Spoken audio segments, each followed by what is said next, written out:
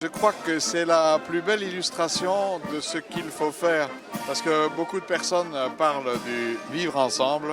Nous, on ne se contente pas de discours. On pose des actes avec une grande symbolique de la jeunesse, des anciens qui se retrouvent par-delà les frontières et par-delà les convictions. Mais moi, je voudrais qu'on rappelle et qu'on apprenne aux jeunes l'histoire de nos ancêtres, de ces ancêtres qui sont venus se battre ici, sur le territoire belge, pour défendre la liberté aux côtés de l'armée française. Ces soldats d'origine marocaine, sénégalaise, algérienne et tunisienne qui ont donné leur sang et qui sont encore là aujourd'hui. Et donc, je crois que c'est aussi un message pour ces jeunes de leur dire que leur pays est ici, qu'il faut se battre ici pour l'enrichir et pour aussi pour eux-mêmes s'épanouir. Et donc voilà, le message c'est ne partez pas pour un ailleurs qui est tout à fait hypothétique, restez ici et construisez avec nous un pays de liberté. Le message qu'on apporte ici en Europe, déjà en tant qu'Africaine, c'est de dire merci. Et en tant que mandataire politique, c'est de dire merci encore, parce que il y en a qui ont versé leur sang pour qu'aujourd'hui, moi, une Africaine, je puisse travailler en fait aux destinées de politique d'un autre pays ici et d'être acceptée. Donc c'est vraiment un grand merci. C'est un devoir de reconnaissance que je suis venue faire ici.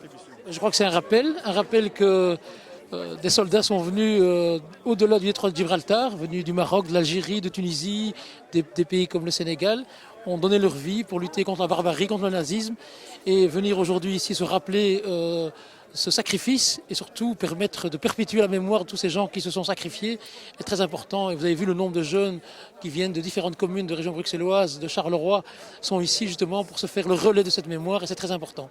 Effectivement, il était important pour l'ambassadeur d'Algérie d'être présent pour partager ce moment émouvant et en même temps de recueillement et d'hommage à rendre aux Algériens qui sont morts sous l'emblème de la libération et de la liberté et qui ont irrigué de leur sang cette vaste plaine humide belge, tout en n'oubliant pas non plus que passer les cérémonies fugaces généralement de recueillement, l'historiographie officielle, il s'agit de faire vraiment une part sincère, non seulement dans les cœurs, mais dans les mémoires surtout, pour se remémorer ces faits d'armes accomplis par des Algériens qui sont venus très loin de chez eux pour participer à ce combat de la libération. Le message le plus important à faire passer, en fait, c'est que par-delà cet aspect de recueillement, il s'agit de poser le problème, la question du vivre ensemble, qui actuellement fait l'objet de polémiques avec ses montées d'extrême, et de dire aux Algériens qui vivent dans ce pays-là d'être fiers de leurs racines et d'être fiers du sacrifice qui ont été accomplis par les Algériens. Non, absolument, c'est dans la lignée, dans la cohérence de ce que nous faisons aujourd'hui. Il faut rappeler ces massacres épouvantables qui ont eu lieu à Sétif, Kharata, Guelma, ville dont je suis natif, et qui gardent jusqu'à présent un profond traumatisme quant à ces massacres qui restent une tragédie inexcusable que rien ne saurait, ne pourrait justifier ni excuser. Et c'est un moment fort aussi d'avoir, en communion avec le peuple algérien qui vient de célébrer et de commémorer cet triste événement, de pouvoir aussi nous recueillir à cette occasion pour les 45 000 Algériens qui sont morts sous cet assaut barbare qui a été déclenché au moment où l'Europe était dans la liesse pour célébrer sa libération. Le sang algérien avait coulé en abondance pendant cette date-là et on ne peut pas l'oublier, bien entendu.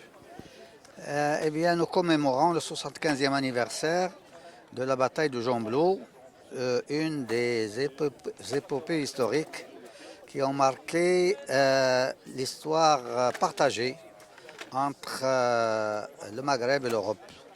La bataille de Gembloux a vu la participation de nombreux soldats et également volontaires des pays maghrébins, notamment le Maroc, l'Algérie, la Tunisie et le Sénégal aussi.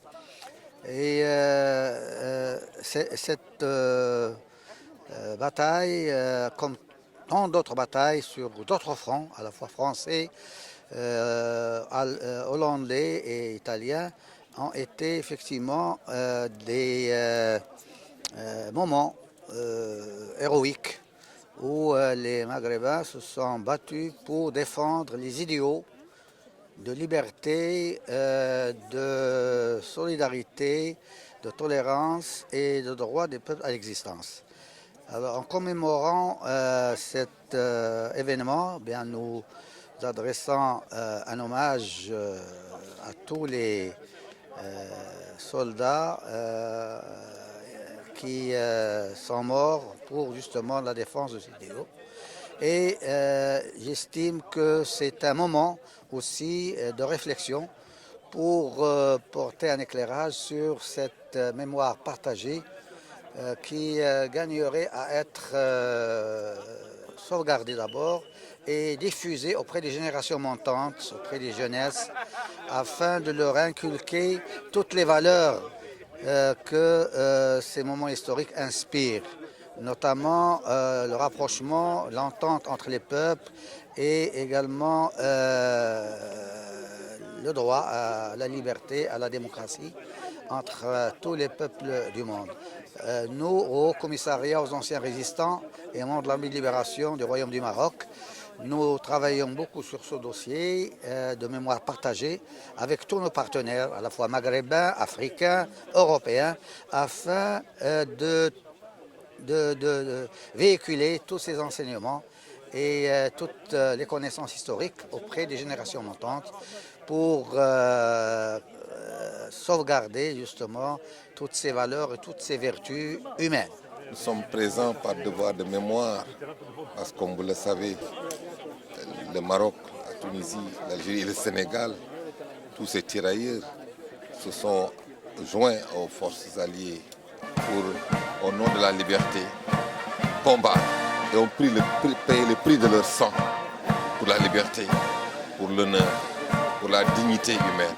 Et donc nous sommes là dans ce rendez-vous pour commémorer le sacrifice qu'ils ont fait. Et en commémorant ce sacrifice, nous disons gloire à eux, souvenir de cette grandeur à eux, et aussi c'est un message de fraternité et d'humanisme pour le présent et le futur. Tout à fait. Oui, tout à fait. Ben, écoutez, comme chaque année, nous sommes présentes en tant qu'association des amitiés belgo-algériennes. Et donc nous venons avec nos membres. Et puis on a aussi associé l'association des anciens de la fédération de la fédération du FLN de 54. Et donc il y avait un monsieur Samdani avec nous.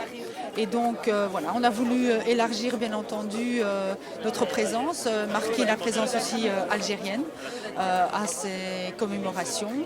Le ministre d'État André Flao qui m'avait contacté aussi pour l'organisation de tout ça. Donc voilà, l'ambassadeur est présent et voilà, j'espère que l'année prochaine, il y aura encore